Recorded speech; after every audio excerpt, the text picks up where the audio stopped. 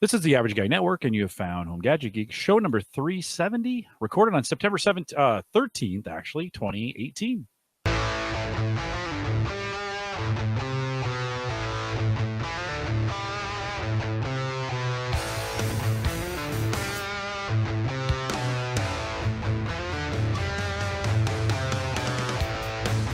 Here on Home Gadget Geeks, we cover all the favorite tech gadgets that find news, reviews, product updates, and conversation, all for the average tech guy.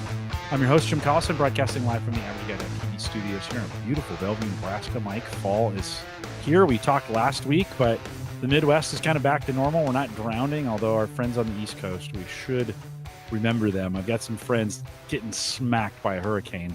How great is it to be in the Midwest at this point, Mike? The weather's been gorgeous. We're finally getting to that point now where I'm getting excited, like pumpkin patch season. We're getting close to October. My oldest son's birthday is in October, so it gets really fun. I start to get towards this weather, and I like it, right? Because we didn't have seasons this year, Jim. Nebraska, we skipped them all. We just jumped straight. We had no transition. We just jumped straight from winter to hot, and now it's jumping right back into kind of those mid temperatures, which are always the best. Kinda Husker nice. Football, right? You always associate them with Husker football. That's right. Football season is here. Mike Howard in the chat room wants to remind us Waffle House is still open. So even though there's a hurricane, Waffle House always is get a still good open. meal. Yeah, down no, at you Waffle can House. always get Waffle House during emergencies is one of the few restaurants to try to actually stay open. And they do a really nice job. So we remember our friends, if you're on the East Coast and you're listening this weekend, hopefully you've got power and you're able to download this thing. But of course, we say best wishes to you. Hopefully you're boarded up and all ready to go. I think it's going to be a lot of rain and a lot of wind. But we're thinking about you guys out there on the East Coast. We also want to remind you, of course, we have some show notes tonight. Not a lot because we're doing a product review, and we have the folks from Zmodo here. So not a lot in the show notes, but if you want to go over to the AverageGuy.tv, we'll post what we have over there. Don't forget, you can also listen to the show now on the mobile app. It's available for you, homegadgetgeeks.com, both Android and iPhone. Sponsored by our Patreon subscribers, so we appreciate them. For you guys that give every single month to what we do, we appreciate that. HomeGadgetGeeks.com, best way to listen on the road or mobile. Then don't forget, rate and subscribe wherever you listen. That always helps out. And we'll do some crypto in the post show. All right, we teased it a little bit on social, and we're talking about in the Facebook group a little bit. Ken earlier today pinged me and said, "Hey, who are the surprise guests?" Well, we have Andrew and Jen with us from Zmodo. You might recognize it from a couple weeks ago, 3-4 weeks ago. We were talking about the camera that they sent over to me, and actually have had a ton of fun with this thing. If you remember, this is the one I put in the garage and then didn't tell my kids that it was in there. And so then my son comes over to wash his car, which, by the way, he's stealing my water.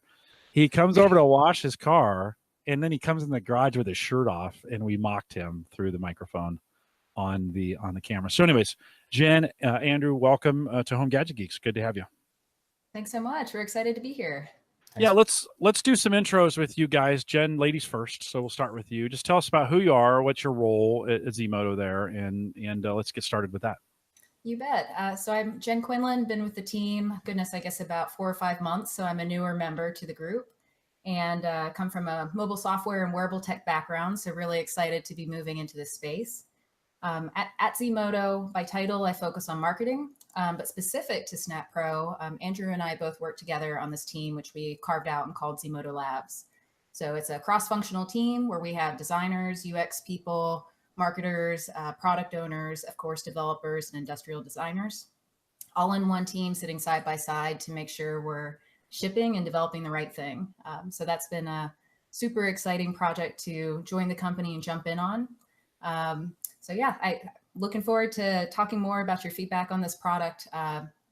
We care a lot about listening to the community and trying to refine where it is today, and then what are those features we can continue to roll out over time. So I'm really eager to dive into that with you and your fans. Yeah, no, we appreciate it. You guys are located in the Midwest, which is really cool. Oftentimes we get Boston, or we get New York, or we get East Coast, or we get Austin or the Bay Area, right? Those a lot of the companies. You guys are in Champaign, or why Champaign, Illinois? What's there that keeps you guys there?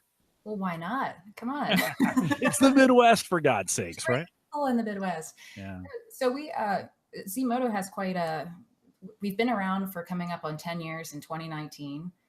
The roots of the company really came from Dr. Kevin Wan, who created the company while doing some postdoc research through the University of Illinois. So really it's grown and developed over time. And actually, in fact, Andrew's been with the company pretty much since its first chapter. So I think he can provide a little bit more color on the background and some of the exciting milestones from the core group of founding team over the past decade. Sure. Yeah. Our boss always likes to joke that I'm the his oldest employee. Yeah. So my name is Andrew Shea. I've been with Zmodo since 2010 when I graduated from the University of Illinois in electrical engineering. So my kind of technology is my background. I worked in the product development teams, kind of kickstarted our pivot from home security to the smart home. And then I worked on launching like our doorbells, some of our first smart hub cameras, and then pivoted over towards user experience, improving our app. And now I'm focused on our partner, MeShare, our cloud platform, and kind of driving that forward. So I was very excited to work with the Zmodo Labs team, developing the Snap Pro camera. It's really, really exciting.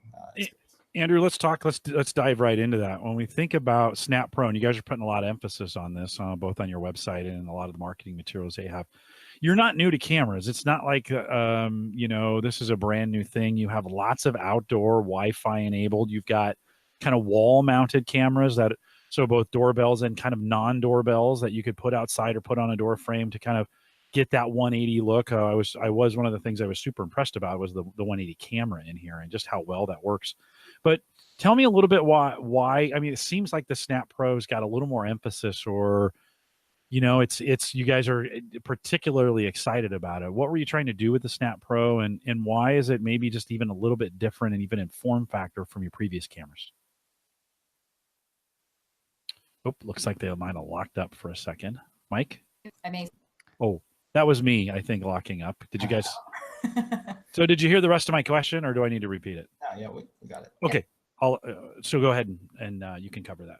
Sure, sounds good. So I think to kind of dive into what is the backstory on Snap Pro, one trend that we've seen in the market and that we think is really important for Zmodo fans, while we have had products that have been focused on very specific use cases, either whether being hardwired inside or relegated to a particular zone in the home, modularity is something that we felt it was very important to offer to the community, where having the ability based upon who are the house guests that are staying with you for that week, what are the biggest priorities that you need to do. Imagine one week if you have a nephew staying at your house that sleepwalks, with this product having the ability to move it into the hallway, position it on that doorway in order to help keep an eye and receive an alert when he's up and moving around. I'm a pug lady. I have pets. I move my Snap Pro when I'm at work into the kitchen to spy and stalk on my poor little puggies. Or it could be maybe it's a gorgeous sunset and you want to set it outside and keep an eye on that over time. We really felt like that was a key component of being able to keep it wireless, keep it modular, have the ability to move it around is really the use case that consumers want, where perhaps some of the era of building something that's so niche, a lot of consumers are becoming so savvy that while that can be advantageous for certain use cases, a lot of our consumers really wanted something that they can move based upon their needs for that day. So we really think that makes this more approachable, affordable, and useful to our fans. It comes with and I told you guys, this is my favorite part, right? It comes with this little utility tool. It's like an L bracket for those who are audio only. By the way, this is one of those, if you're an audio podcast listener, and most of you are, you got to come over to our YouTube channel just for this program, because we're going to do a lot of visual demos. But it comes with an L bracket. It's got a little bubble on the top. And then, of course, there's a magnetic mount to that allows this to make a pretty aggressive drop down. I mean, I'm holding that right now. On the last show, we actually turned it upside down, and it holds it pretty well. I mean, it's a pretty strong magnet. So it allows that. Have you guys thought about, and I didn't look, but can I buy extra brackets? So, Jen, like you were saying, I wanted to move this around, but maybe I want it to be fixed everywhere I go. Can I pick up extra brackets? So good idea. Today, I'm going to steal that and write that down right now. So far, the bracket one is included within each packaging for Snap Pro. However, we just over the last week have listed the types of accessories that we want to make available to the community. So part of that listening process is chatting with smart people and smart fans like you have on your show. So no, that's not currently in plans today, but yes, that's a great idea. I can say firsthand, it is pretty durable. I've nailed it to a couple surfaces, including a 200-year-old maple tree, the exterior of my house. We've moved it around to various locations, even using the 3M double-sided That's a good idea tape as well. So it's been interesting since it's so lightweight and the camera is so lightweight, just having some flexible options. But I think that's a great idea. Yeah, no, it's So just this is something I thought of. Go ahead, Mike. Well, yeah, and this is huge for me because so I traditionally, right, I've been trying to get my whole home covered in security cameras, but I have been going the traditional route and wiring them all. So I've been running Ethernet from my basement to my attic to the outside to the eaves and all over, and it's a royal pain to honestly get those lines run. And like you mentioned, I'm wanting to move these cameras. Maybe I set them up and I'm like, there'd be a way better angle if I moved it over here. Well, now I've got a huge hole in my eave that I've got to patch because I ran a cable there, and it's a huge pain. So being able to move these things around is attractive to me. Explain to me exactly how the connectivity works. So if I wanted to get 1, 2, 3 of these and get these connected into my network, are these connecting to my Wi-Fi, my personal Wi-Fi? Are these connecting to their own network? Tell me how they connect. Sure, Mike. Yeah. So that's the hub that comes with all the snaps. This hub actually kind of acts as a Wi-Fi extender for your network. So it connects to your Wi-Fi network, and at the same time, it creates a private network just for Zmodo Snap Pro cameras. When someone installs it, we recommend that they put that hub, in a central location between where they're going to place all their cameras. That way, it creates and extends your home network, and then creates a private kind of network environment just for your cameras, and that ensures that they have a good signal, that the video connection is strong, and it's very fast and quick to live view and wake them up.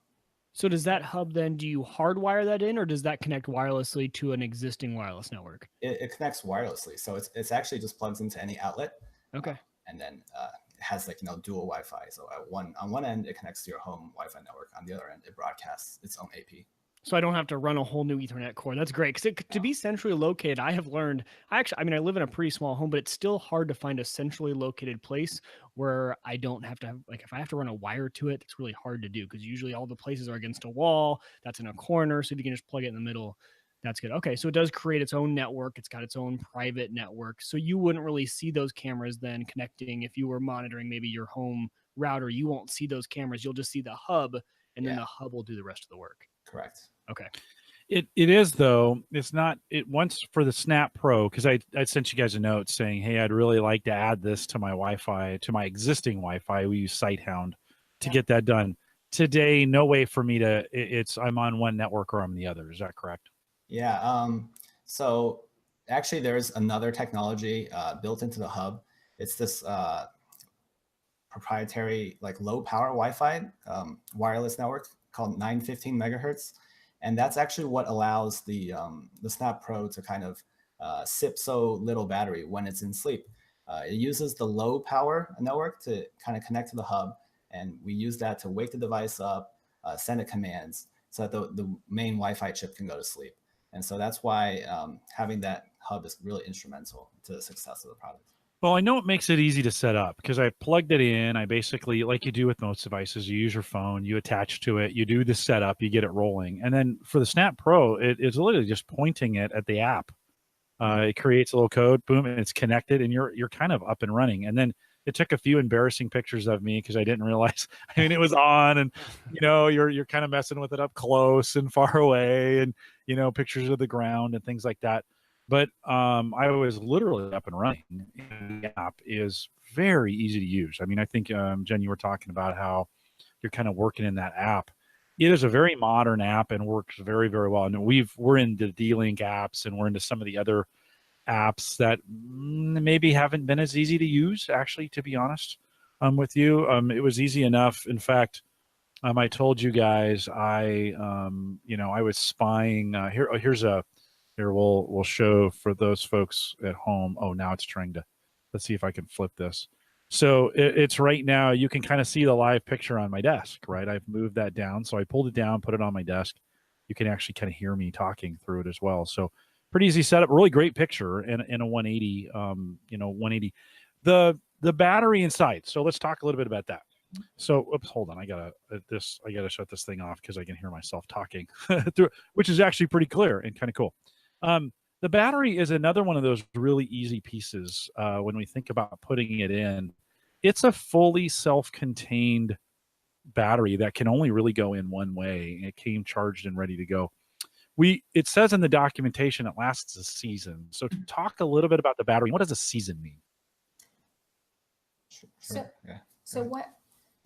a season to us, granted, there is a lot of fine print, but we felt like that was probably the most friendliest, inclusive way to summarize the minimum battery life that you obtain from this product. Now, granted, here are variables that Andrew's team focuses on. It depends upon where you put the camera.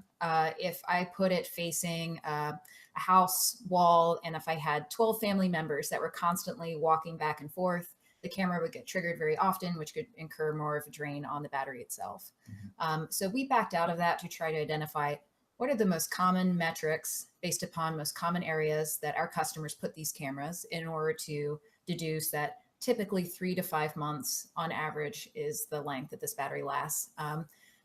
Some marketing teams and other product companies, if you read the fine print as to how they do their battery studies, that's an area that can get very fuzzy with a lot of fuzzy math very quickly. Sure.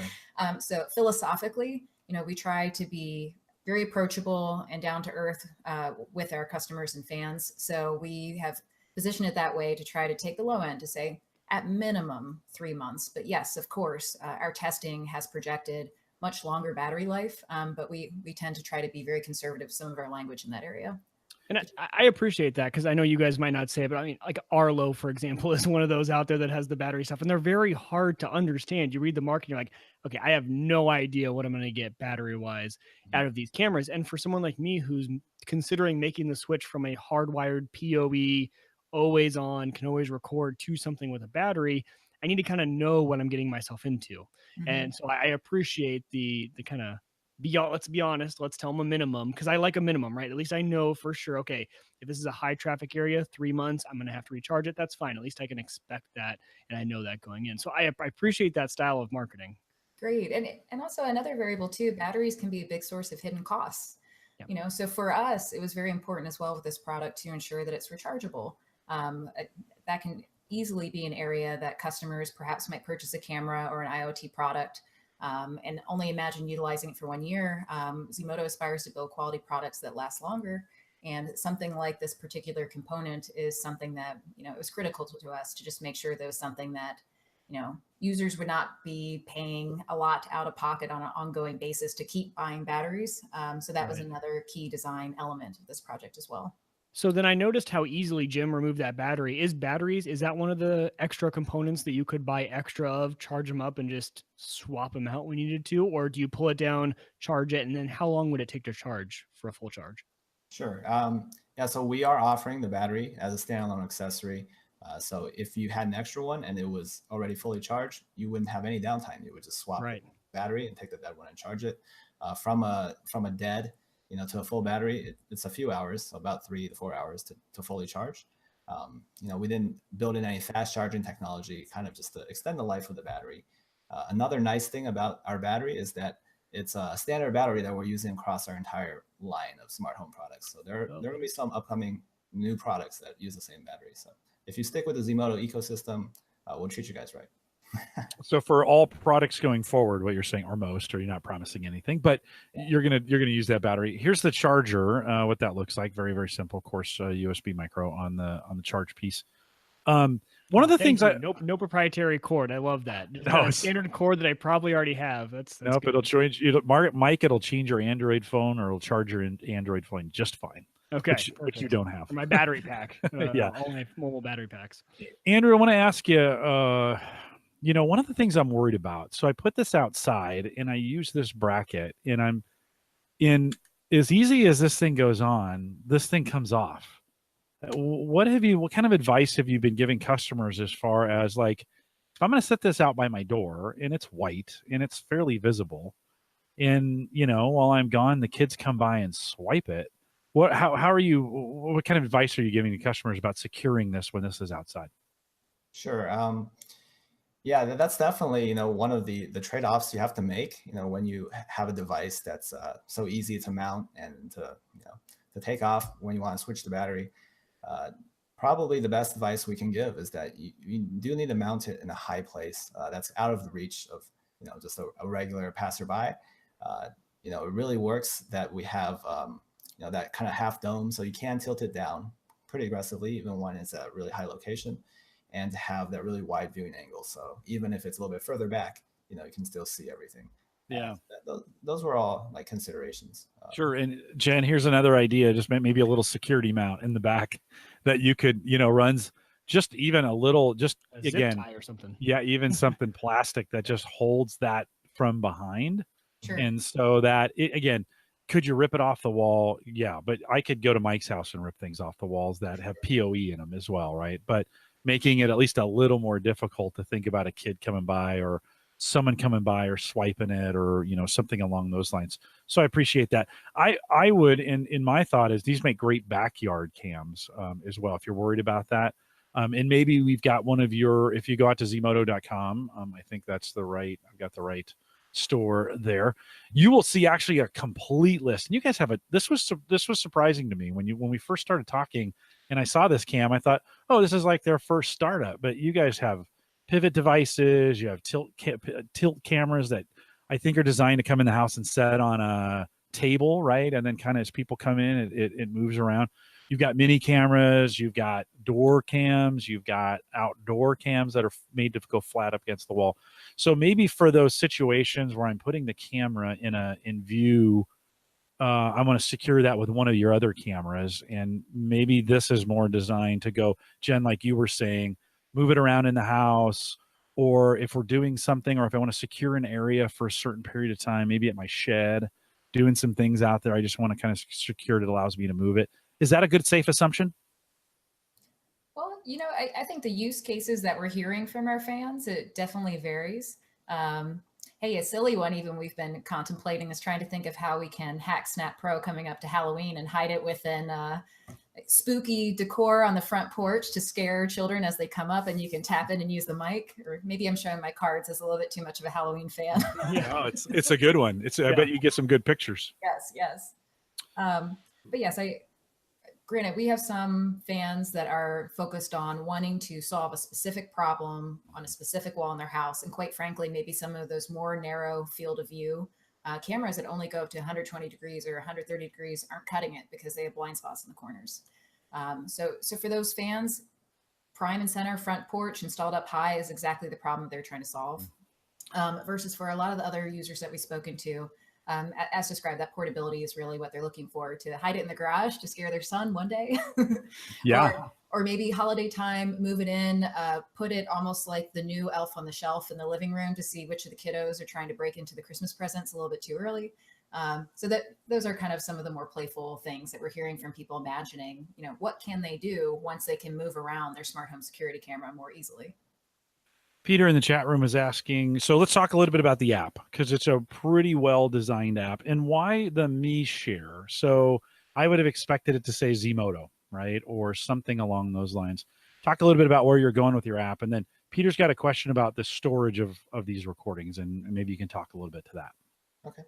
Sure. Well, maybe I could give a quick back history on the Me Share Zmodo relationship, and Andrew certainly is our technical expert to dive into some more specific features. So our Me Share is a separate company that actually spun out of Zmodo. So Me Share is started first as the platform and backend system behind the Zmodo apps. For business reasons, it made a lot more sense for us to separate that as an entirely different company. But if you think of us as strategic partners, that's something that we're very keen and focused on. So Me Share has grown as really being one of the leading IoT platforms that smart home and camera products are built upon. So for this product, it was really important to us to point to that as being the right app to focus on. And then keep in mind as well, for a lot of our core Zmodo fans, there is also a Zmodo application that fans can leverage too. Yeah, it's completely on feature parity with the Me Share app. And if you're an existing Zmodo customer, adding a Snap Pro to your account, it will be just the same kind of experience that you're already used to, and you'll be able to manage them all together. Yeah. So both are kind of I mean, you guys don't recommend one over the other. It's user preference, or do you guys have a preferred app? For the Snap Pro, we recommend using the Measure app because it has the most simple setup procedure. If you recall when you first set it up, Jim, that you scan like a QR code in the quick start guide, and that tells the app exactly which product you're setting up, and it loads up the correct interface, all the correct procedure. The Zmodo app is a little bit it's been around longer. They support a lot larger library of devices. So the setup procedure there, you have to manually choose what kind of device and everything. So we kind of wanted our Snap Pro customers to not have to go through that process, just have the easiest setup method possible, and that's why we pointed towards Measure. And that's one thing I like to hear from you and from Jim, because Jim and I have talked about this previously. I like to hear that you guys focused on the app, because a lot of these cameras that I've tried, the camera's great and it's got fantastic quality and it's really cool. And then the app, the experience is so poor that it's unusable. And a lot of times I was returning a lot of these cameras because the app, it just didn't work, right? Or the storage was weird, or it didn't work, and then things like that. So I like that you guys have focused on the app, and that's so great. But we do have a lot of users here, and I would be doing a disservice if I didn't ask. Do you guys have any plans to have access to like an RTSP stream so that we could plug this into a service like Blue Iris or Sighthound? And I know that would come at a cost because those constantly pull a stream, so the battery life would probably drop down to maybe a week or a month or whatever. But if we were willing to live with that, is that an option, or do you guys like the ecosystem? But you guys have built a great ecosystem, so it's a good trade-off because you guys have built a great app. Sure. Yeah. So maybe if I go back to the history of Zmodo, we did start off as a home security company. That was back in 2009. So we we moved from analog cameras to kind of like digital cameras to the smart home cameras and smart home devices we have now. During that process, we kind of followed the industry. We supported OnVIF actually for quite a long time with our older IP cameras. And like you said, these kind of open standards that allow you to use third-party software or even hardware to get the stream. It's a great feature. And it's really compelling. At the same time, when we moved over towards smart home and kind of pivoted towards a cloud-based solution, we started encrypting all of our video feeds and the data feeds. That's kind of necessary in this day and age, as well as for I would say the general consumer base kind of who don't know how to set up their own security and set up their own systems at home. It's kind of the best choice for them. So unfortunately for our devices, from that decision point moving forward, we no longer supported, like RTSP streams, kind of like these unencrypted open streams that people could tap into. That's just an unfortunate kind of side effect of the turn of the business. But I don't think I'm listening to that answer, I don't think it really is though. So I think one thing that, I'll kind of point out to listeners is, as I've been going through my experience, right, where I've tried ecosystems, I've tried rolling my own, I've tried everything. While currently, yes, I've talked to listeners that I do run Sighthound and I love it. There are limitations on what I can do with my technology because I'm not in an ecosystem, right? You guys and the other security camera software providers you guys have some great features that I can't get a hold of because I'm not using one ecosystem. I can't do, PTZ is really hard. I can't talk and I can't use the microphone and I can't talk out to my cameras with my system. There's a lot of limitations. So I think, and I'm not the average consumer, right? Like I'm a guy, I have a server rack in my house. Like no one has that. No one runs that sort of stuff.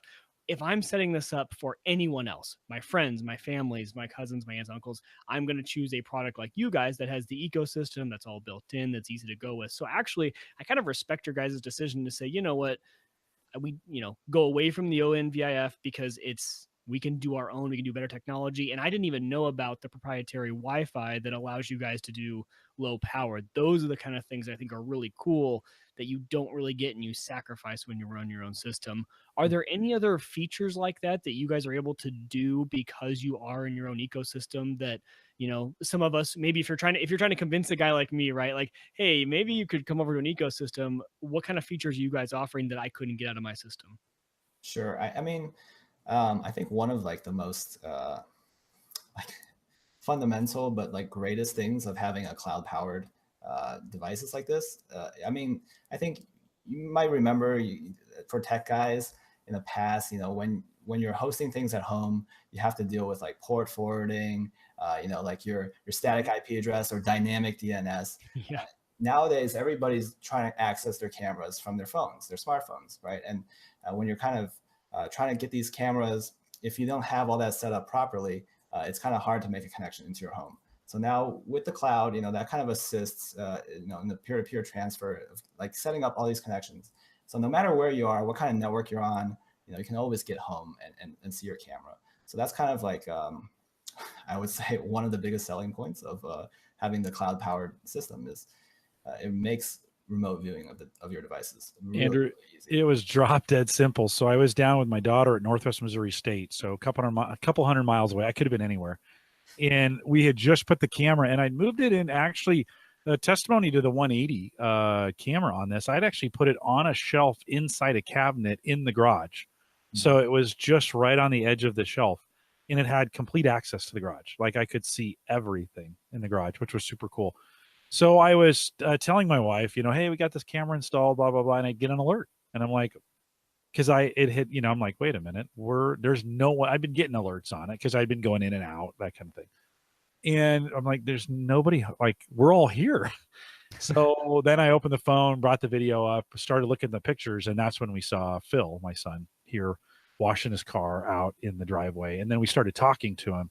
And actually mocking him. That was pretty much what we were doing while he was out there. It was a ton of fun, but really, really great that I could. And by the way, I don't deploy any of that. I try to keep my networks as because we do so much average guy stuff. I try to keep things here as untechy, you know, that as I can, so that I can, you know, I can kind of help people punch through their network or whatever.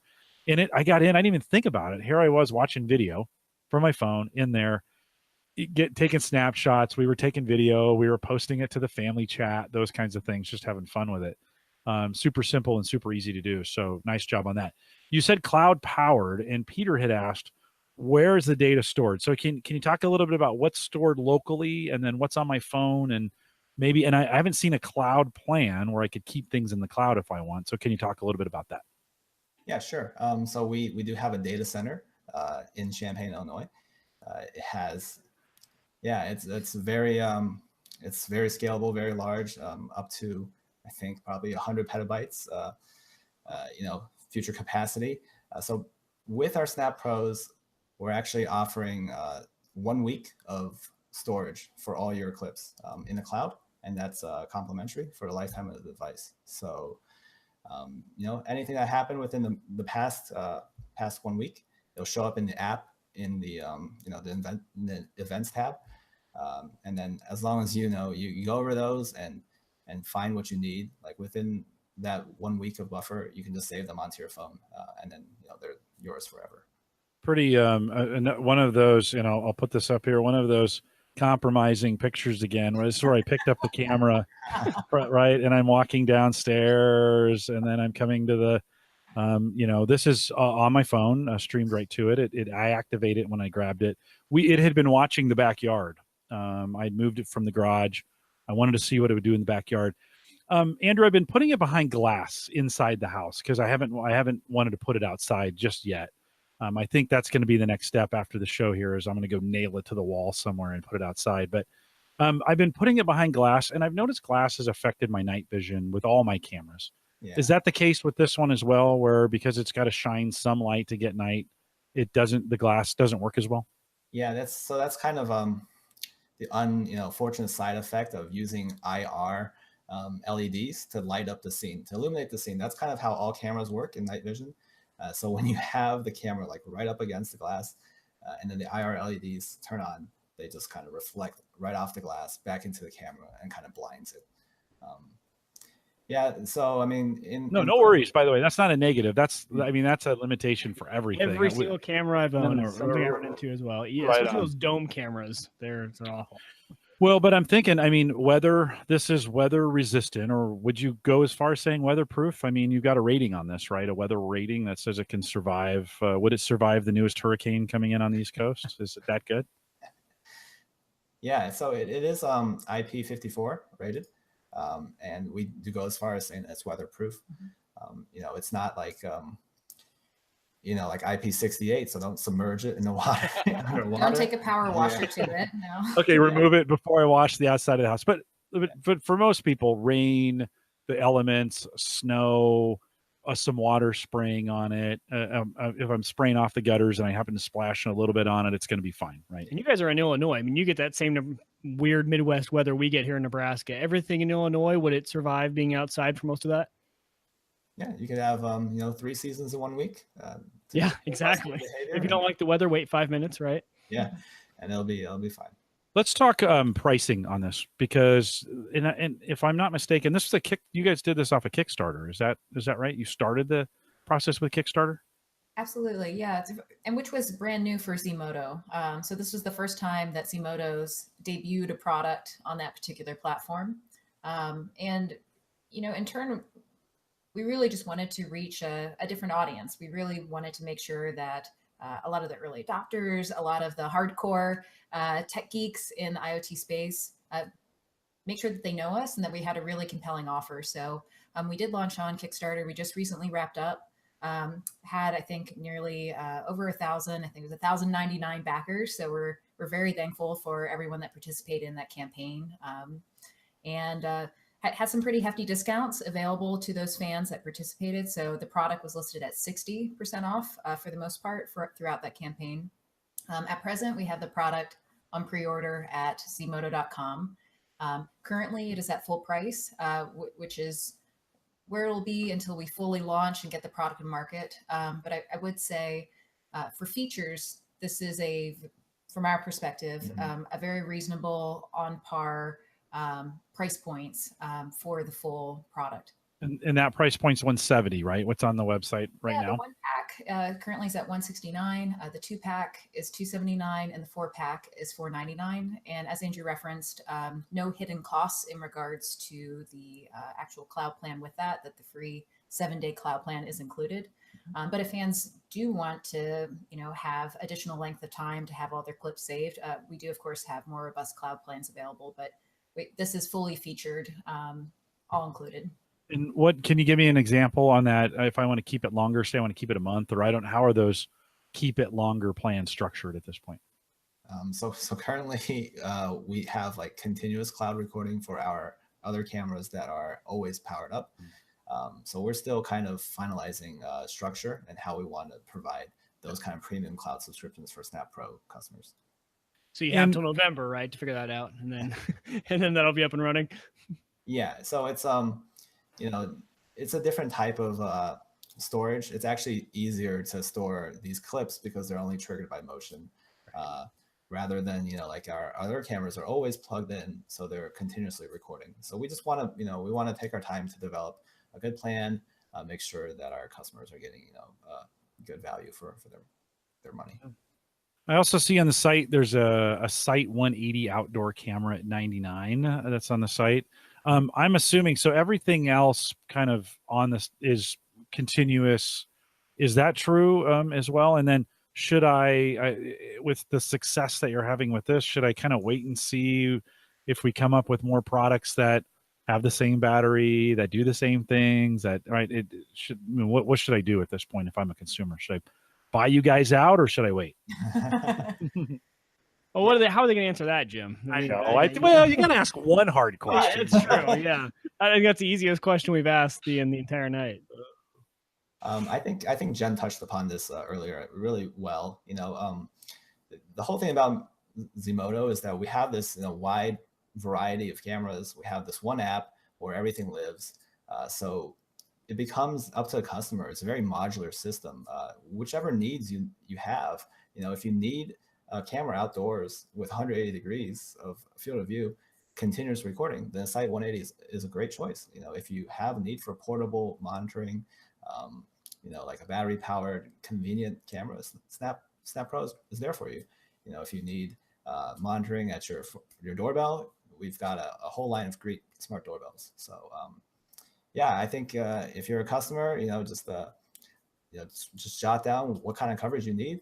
Head over to Zmodo.com. You're going to find something. Yeah, no, I actually found the prices very reasonable for what you guys are doing, and these price ranges. Certainly, there's other options that are available to folks, but I like this. Mike, as you look at, hopefully you've been out to Zmodo. I'm going to run this by you because I didn't let you even touch this camera yet. I was like, no, I haven't touched it yet. You got to go. You got to bring it. You got to drive the 30 minutes and bring it over to me so I can. I know. I've even seen you, and I was like, this thing's super cool. But Mike, as you look at this, give me some feedback as you're thinking about this. You're a big camera guy. Yeah, my general feedback is that, I've been looking at all these sort of ecosystems, right? And I've been considering whether I want to jump out of I'll be honest, the one thing I love about running my own is that I can buy the super cheap IP cameras if they can give me an RTSP stream or NVIF, whatever it is. If I can find it online, what the stream is, I can even take my old Cox home security cameras because people have found out the streams and use those, and I can use those with my current system, right? So that's been the benefit, but there's a lot of drawbacks to that. And there's been a lot of things that I haven't been able to do that I really want to do. And like they've mentioned, the encrypted part of the stream is really driving me nuts. That's not encrypted back, right? Like outside the house, I have the reverse proxy that gives me that SSL connection, but inside, and if someone got in, there wouldn't be any encryption there. So that kind of drives me nuts.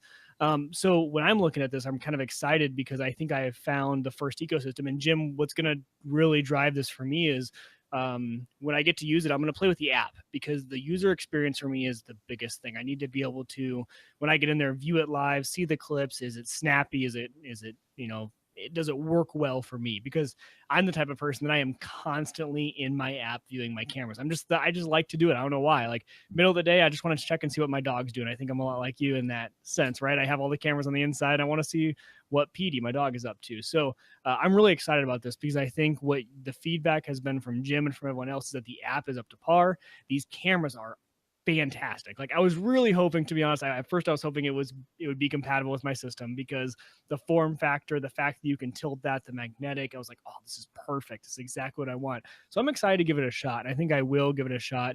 The other thing that I was talking to someone else who runs their own system as well, we were like, oh, well, if it's not recording constantly, you're missing out on stuff. And then we came to the conclusion, wait, we're really not, because what our systems do is, yeah, they record constantly, but the only thing they're saving after 24 hours is the clips, which is motion detection, people detection. So it's going to be the same exact experience. We can still get on the app and view a live stream, which is what we want to do. And then we're still, after 24 hours, yes, if we catch something in 24 hours, maybe there's a 1 in a million chance that the camera didn't trigger and we missed something. But the odds of that happening are very low. And that was something I hadn't really thought of before. So these new cameras like you guys have developed that only record on triggers actually save a lot of data storage. They save bandwidth and overall are a good option. So Jim, I'm excited. I think I'm going to jump in. I'm going to give it a shot. I think you said you're going to let me try that thing out for a little bit, and I'm going to see how it goes. And who knows, I've been in the market for some more cameras. So I think I've been waiting actually to see when the higher res cameras for my system were coming down in price, but who knows, I might be going all wireless. We'll have to see. I don't know. Well, it's hard to convince because I do like having all my storage here, but I would be willing to get rid of that. And hey, I could save power costs by not running the video server over there the whole time. Super simple. You could turn it back into a burst server. Jim, I could probably turn that thing into a lot of different things. So we'll see what I would do with it. Super not cool. Having to run that locally actually would be pretty nice. Jen, Andrew, anything we've missed that you guys would like to highlight as we just kind of wrap this up? Yeah, I just think one last thing in regards to the live stream, that was something that I learned from Andrew in particular was Snap Pro's live stream is uninterrupted. And as compared to some other competitive products we've looked at that might tap you out after a certain amount of time or put pop-up notification, are you sure you want to keep reviewing that footage, that for our fans, if they want to tap into the live stream for 5 seconds, or if that's 5 minutes, having that flexibility is something that we have included as a feature. So that's something that as people have been testing the product, they've really enjoyed. Yeah. And that's good for me. Do you guys plan on keeping the free 7 days? I know you said you're reevaluating your plans. Are you guys always going to have a free option? Whether, if it's 7 days or whatever, is that going to stick around? Yeah. So the 7 day, that's the base, free service that comes, and that's for the lifetime of the device. If anything, if we do go with the premium subscriptions, they're going to be, to expand upon that. But you're never going to lose the 7 days of storage. And I think that's a huge, for our listeners who haven't jumped into this space yet, that's a big benefit with this ecosystem, because the one thing that I have not, the whole reason I spun my own is because I didn't want to pay someone $10 a month for whatever happened. But let's be honest, if someone breaks into your house, you're not going to wait a week to look at the footage. You're going to do that the next day or the day after. Even me, I don't think I have ever gone back more than 7 days and looked at something. So the fact that we can jump in, if you want it more, great. You guys have said you're going to offer more storage. But the fact that you guys are having that as a free option, you don't see that a lot in this space. So I really like to see that, because for people, like I said, like my friends and family who I'm going to recommend security cameras to, they're all asking about price, right? What is my monthly cost? Even $10 a month sometimes for a certain consumer, that's going to be the line between buying the cameras and not buying the cameras. So I think the fact that you guys allow that 7 days, you don't see that very often in the industry. I'm going to plug our other cameras a little bit too. Yeah, please do. Yes, because I think a lot of our consumers too are the techies that want to know all the different offerings you guys have. Yeah, the all of our other, our line of continuously recording cameras, they also come with 36 hours of alert storage baseline. Really? Yeah, even on the continuously recording ones. I mean, of the motion clips that they record. Right. So Okay. it's not continuous 36 hours, but of all the clips that they record for the previous 36 hours, we do save those for free. And then for those, we do offer 7 days and 30-day premium cloud continuous recording plans. And what are those cameras? I mean, just give us a brief synopsis of what those cameras would be. Are they PoE cameras? Are they wireless cameras as well? What other offerings do you guys have right now? Yeah, so we have like a very wide range of indoor and outdoor wireless cameras, like 3 smart doorbells of different tiers that are available. And we also have even like kind of like legacy, but not legacy, wired SPoE systems. So all of those tap into the same cloud platform that Snap Pro is powered on, and therefore, deliver the same kind of experience in the app, fast connection, sorting of your alerts, all that stuff. I'm seeing like a 16 channel system for $6.99. It's a great way to get into those. I mean, if you're willing to run the wire, right? We talked about this earlier. Running the wire is a pain, but if you're willing to do it, that might be a great opportunity. Do those run on the same app that you guys have for the Snap Pro? Yeah. Okay. So that's really the nice thing about the Zmodo ecosystem. And then it even moves past cameras. So everything, our sensors and everything, all live in the same app. So you can control your whole home. You don't have to be jumping back and forth between various apps. The benefit of being in one ecosystem. Yep. You don't have the folder on your phone called like Home Smarts, and it's like 6 different apps. Multiple pages. I think I might be a part of that. I have that syndrome. I have like 10 I have apps a I have to few. jump between. Yeah, right. And you got to jump between few. them. So if you could be No, one. I have a few. I'll close it with this, and we'll let you guys off for it. Jen, you started with this, and I hadn't really thought about the benefit of just having a camera you can take and put anywhere at any time. Literally set it down and it's ready to go. Like, I mean, Good point. if we're out of town and I need to watch my garage, I can put it in the garage while we're gone for the weekend. When we come back, I can grab that and put it in the living room that's at the front door for a while if I want to do that. If I need to secure the back shed, I can put it up on the tree and point it down for those times. High school kids are having a party, you put it on the liquor cabinet, you know what's happening. Yeah. That is a real use time. case. I Sure. recently did just interview a dad who, with his teens, he tells them he's putting the camera in the liquor cabinet so his teens know, and his teens tell their friends, but they still every once in a while get that one alert of that very surprised teen as soon as that door opens. That's a good point. Put it on the inside. Don't put it on the outside. Put it on the Yeah, inside. Wait right for them to actually open it. Because Yeah. I wasn't going for it. Yeah, you opened it. So Yes. can't go back on that one. In my house, they need to put it on top of the ice cream in the freezer. There you go. We did test it inside a refrigerator at work to see if the signal strength could pass through the walls of the refrigerator. It did. So that was kind of our roommate cam to see if your roommate is trying to steal your food. Yeah. So real quick, I that's one thing we did miss. I'll touch on that for a second. So, right, size of house, coverage. You said put it centrally. Do you guys ever have homes that you found that maybe need 2 extenders? Is that possible, or what are the limits wirelessly with the range? Okay, yeah. So it uses like a standard 2.4 gigahertz wireless antenna. Okay. So your range is limited, like in best case situations to about like 350 feet, in every direction. So if you have a house larger than that, the Wi-Fi connection will be a little bit spotty. The 915, the low power network, has much, larger range and penetration, but in this use case, you're kind of limited by the Wi-Fi range. Okay. Yeah. Andrew, we had somebody ask in the chat room. So, like, if you have a vacation home and you're only there for 6 weeks and you miss a notification after 2 weeks, what's the, in that case, what's the best way to, certainly on the free plan, that's not going to work. Is that, you're going to want to purchase a premium plan at that point so you have access to recordings beyond 2 weeks? Sure. Yeah. I mean, that for that use case, if you have a vacation home, you don't stop by, that frequently, you might, you would consider getting a premium plan that can save your clips for much longer to protect that investment and protect that home. And you would be notified if someone broke in. You would get in the camera was able to see it. You would get notifications on your phone right away, including all that video, right? Absolutely. Yeah. Good. Well, we appreciate you guys coming on tonight. Thanks for staying the hour. I told you it would take a whole hour to get through this, but thanks again for sending that to us as a review unit. I'll get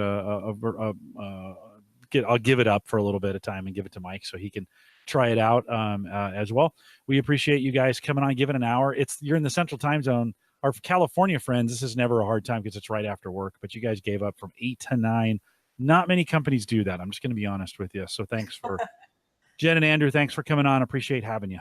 All right, Thank thanks you for having us. You bet. We are going to let you drop. Mike and I have some housekeeping stuff to do with the community, and we'll thank you for coming on. We'll publish this this weekend. And I'll put a note out. I'll send you guys a note, let you know it's live. Okay. Awesome. Sounds good. All right. Thanks a ton. Appreciate it. Bye, You guys. bet. Mike, I should say, as they're dropping off, the red hang up button on the top there. There we go. We didn't do it right up front, but I think everybody's noticed the shirts. So we want to thank Emily Prokop for sending us the story behind shirts that we are sporting tonight. It's almost the perfect shirt to do this to because it opens up to like super cool. Like, you'd be like, super nerdy that we matched. I love it. That's super nerdy. And they noticed right away, Emily too. They asked about it. And they said, "Oh, we noticed you guys matched." Listen, Home Gadget Geeks listeners, if you haven't purchased the book or got it pre-ordered, go out to storybehindbook.com. I think that would get you there, and you can get that pre-ordered. The more of us order it, I think when it actually ships from Amazon, it's a little bit cheaper based on how many we sell. So if you're into kind of trivia and the story behind things, you want to support Emily, of course, because she supports us and coming out here. And so, Emily, thanks for sending the shirts our way. If you've got a business that you want to promote on Home Gadget Geeks, you see how easy it is for Mike and I to support you on that. You got a podcast, you got a business, whatever. It's advantageous for us to promote it on Home Gadget Geeks. I'm sure I'm going to wear this shirt again. In fact, I might wear it every show for the next year. There we go. Let's do it. It's probably not going to happen, but we'd send those to us. Send me an email, jim@theaverageguy.tv, and we'll put those on the show. Totally free. Just send us the shirts, and we'll put them on. I'd love to do some more community stuff like that, Mike. It's thestorybehindbook.com. Thank you. And I'll put a link in the show notes. The Story Behind Book, folks. Okay, Mike, I have a big announcement to make. Oh, I haven't even told you. No, yeah, I got this. This is catching me off guard. I'm ready.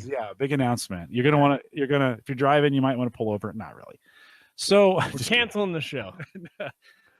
Heck no. This is just starting to get fun. Are you kidding me?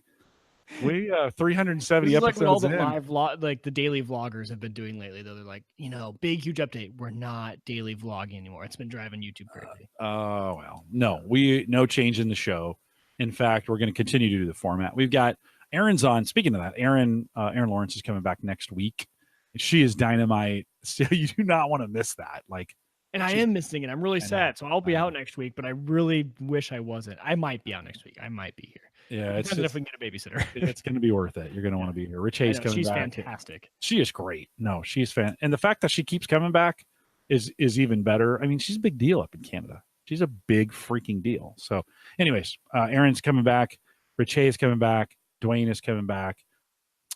We've got some great guests coming. If you haven't signed up for the newsletter, and actually I have a new link for events that's going on. If you just go to theaverageguy.tv/events, that will take you to a calendar that lists everything that's coming up, including Cyber Frontiers. So we've included those. When I've booked one of those, it'll go on the calendar and you can get that and find it very easily. This is not the announcement, by the way, but it is a good announcement. The averageguy.tv/ normally I throw this on the end, but we just started talking about it. So the averageguy.tv/events gets you there as well. Mike, that was a really great interview, by the way. Thanks for, like, you added so much credibility because you're so in on this thing, and I kind of am, but thanks for asking the harder, hey, can I connect this to SiteHound and some of that stuff. So I really that's fine. appreciate And I think it's important for people to realize the pros and cons of both, right? Because you will hear me tout that you and I both run SiteHound right now. Me a little bit more powerful. I run it pretty hard, right? So it's important to know the pros and cons of both. I think that some people hear me talk about SiteHound.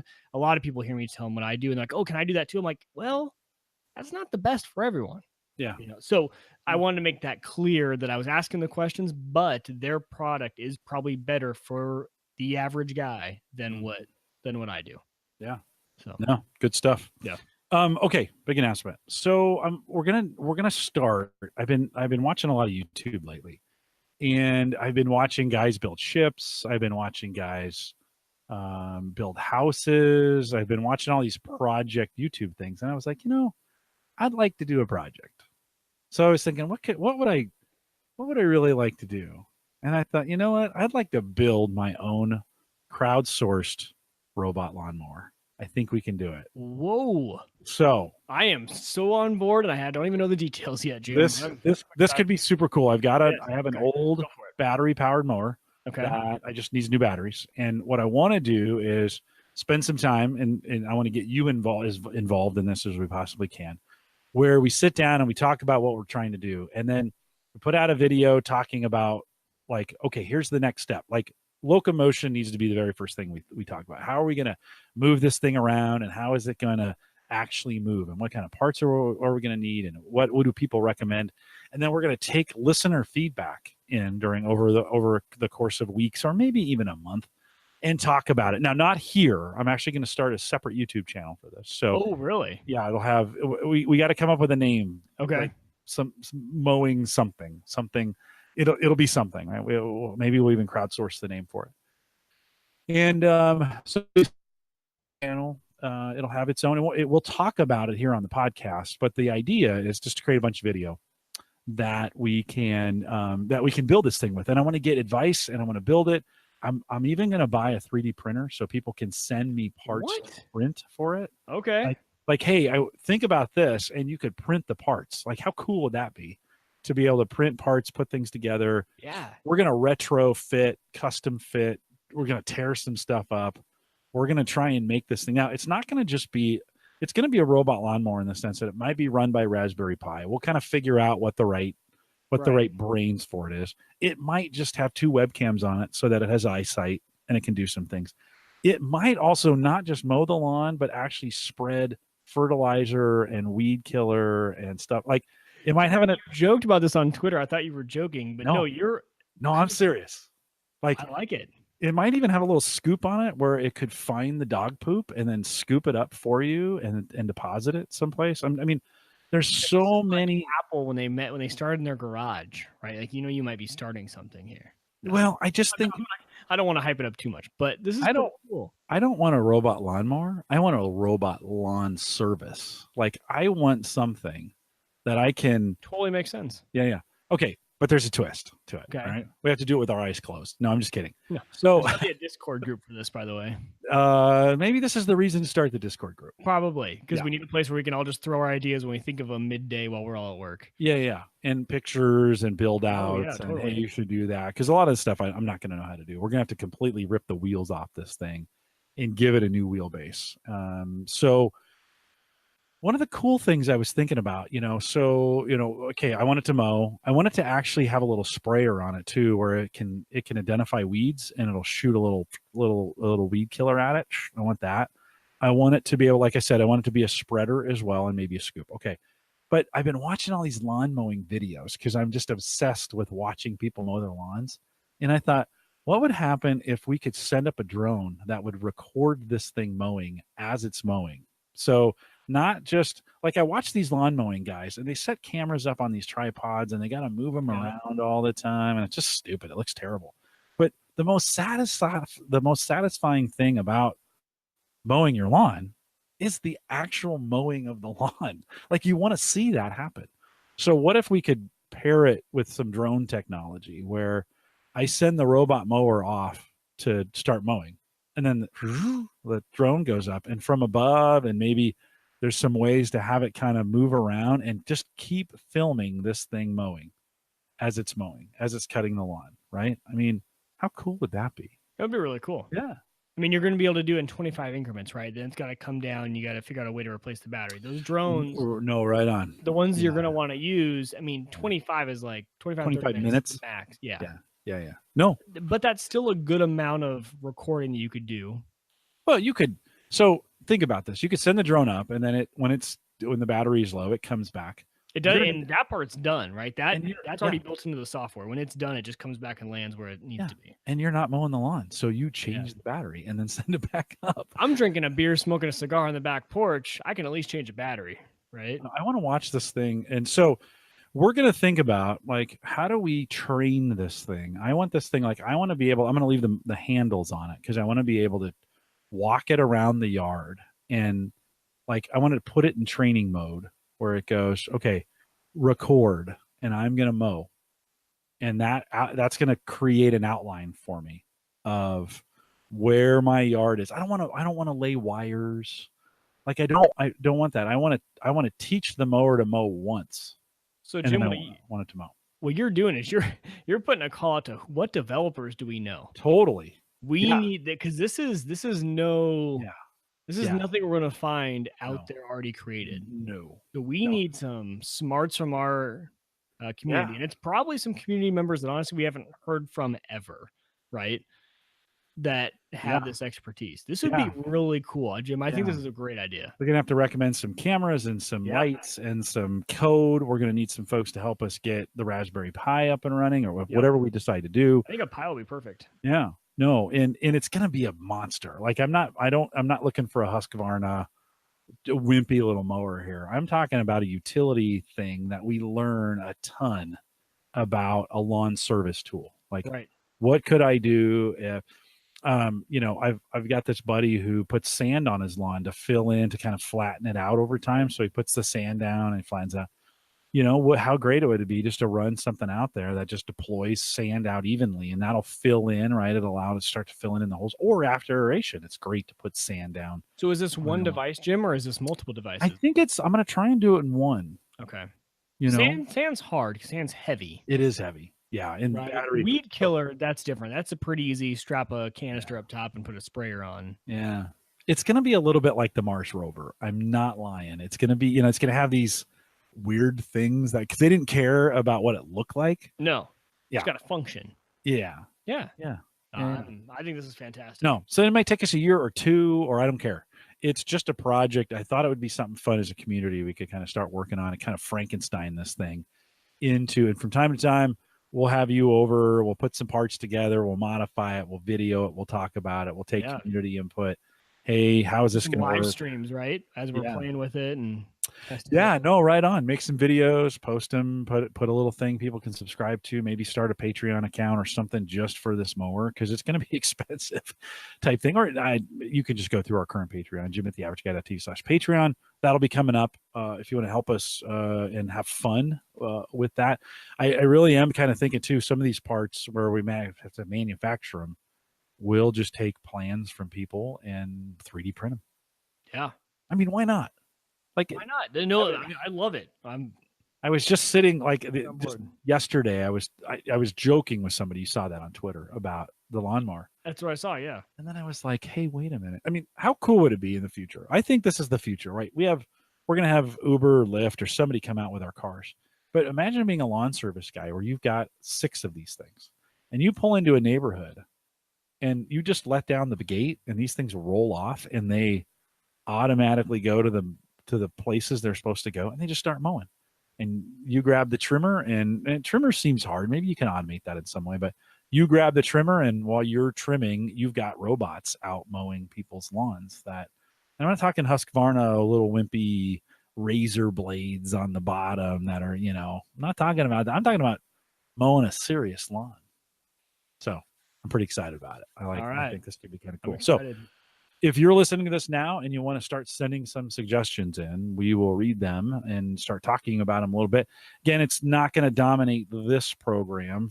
It might in the beginning, but we will we'll talk about it some. But like I said, it'll probably get its own YouTube channel and something to start working on. Send me an email, jim@theaverageguy.tv, and we'll start. We will start considering whatever you send us. We're not going to be able to do everything, but I'd love to hear your ideas. Mike, anything else tech wise this week? Do anything new tech wise? No. No, nothing really. I've just been nerding out still on Unraid, which we don't need to get back into, but I'm still loving it. It'll be, Jim, Unraid is going to be my HelloFresh, right? Like you are the HelloFresh. You love to talk about it every week. I could talk about Unraid every single week since I started. I love it.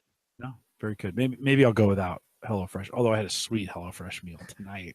I knew you were going to mention it. So it's the same thing, right? Like you could just talk about how great it is every single week. I could do the same thing with my new Unraid box. I have been beyond happy. It's funny, Mike. I've been offering those coupons. Almost get you free that first week free, and then you can cancel or do whatever you want. Nobody's taken. I shouldn't say nobody. Very few people have taken me up. And sometimes I wonder it's because there's nothing in it for me. So I also have coupons that gets you 40 off and gets me 30 off. So if you want to support my HelloFresh habit and you get $40 and I get $30, I'm okay with that. Just send me an email. I was just thinking I'd give you something for free. But if you want to help out here, help out my HelloFresh addiction, send me an email, jim@theaverageguy.tv, and I'll send you a code that gets you $40 off and I get $30 off my bill. And we'll say thanks for that as well. Super great. God, it was so good tonight. Okay.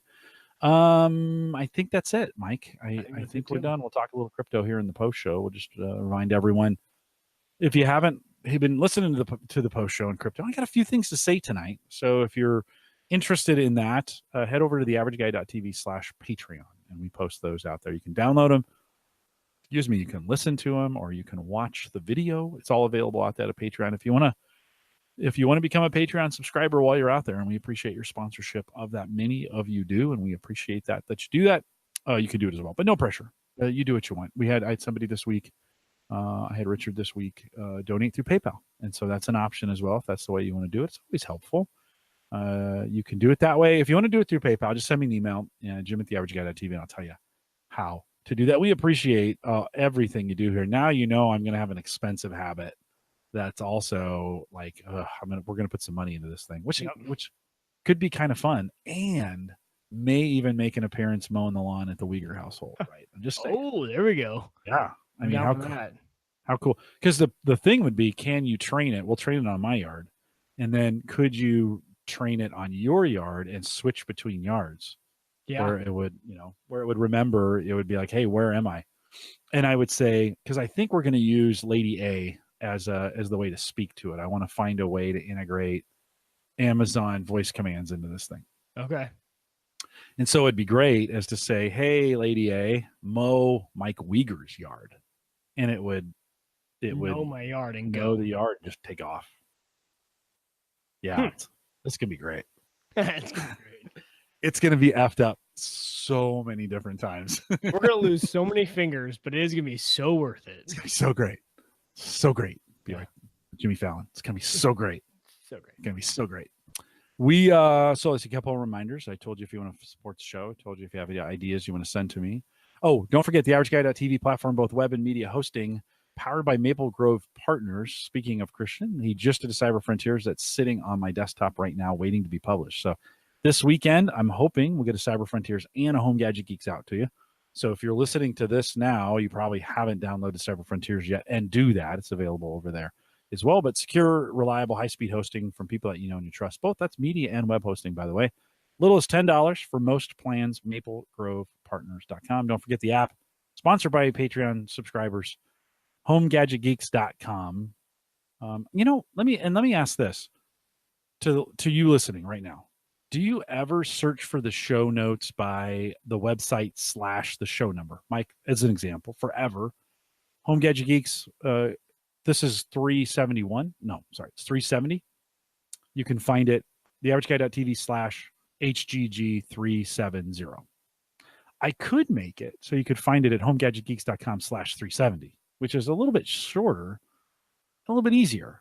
So I'm kind of wondering, if you do often search for things based on that number, send me an email, let me know, and let me know if you think that'd be easier. I'd make that change. Actually, I'd do both for you if you want to find it that way, but if you want to do it that way. Homegadgetgeeks.com, that came to me in an epiphany today. I'm like, hey, wait a minute, I could do that where you don't have to type in so much. If you want to find it that way, go right to the show notes. So if you want to do it that way. Shirts are still available if you want to buy them, theaverageguy.tv / shirt. If you want to join us in the newsletter, and I am setting that out weekly, it's now a habit. So I've been doing it for 4 or 5 weeks. You're getting the emails. We got the new events page. There's all kinds of great stuff. I don't send you very much information, but it does keep you up to date. You can sign up for the newsletter, theaverageguy.tv / newsletter. It's done. We are every Thursday at 8 p.m. Central, 9 Eastern. We thank the folks at Zmodo, Andrew and Jen, for joining us tonight. That was a fun interview to do. We haven't done an interview in a while, and it was fun to have them on. We'll be back next week. Aaron Lawrence is back. Crypto right now for those staying for the post show. With that, we'll say goodnight, everybody.